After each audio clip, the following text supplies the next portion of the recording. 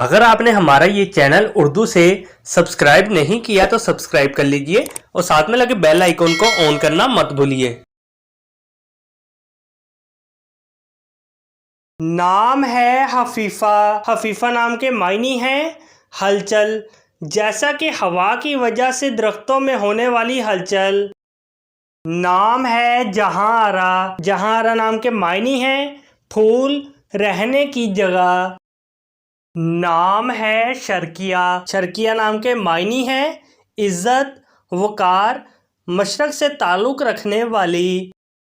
नाम है शकीला। शकीला नाम के मायने हैं हसीन, खूबसूरत, मतनासब।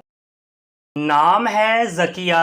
ज़किया नाम के मायने हैं दाना, तेज़, पाक साफ, फहमो फरासत रखने वाली। अपने नाम का मीनिंग जानने के लिए कमेंट बॉक्स में लिखिए। चैनल को सब्सक्राइब कीजिए, वीडियो को लाइक और शेयर कीजिए। Thanks for watching.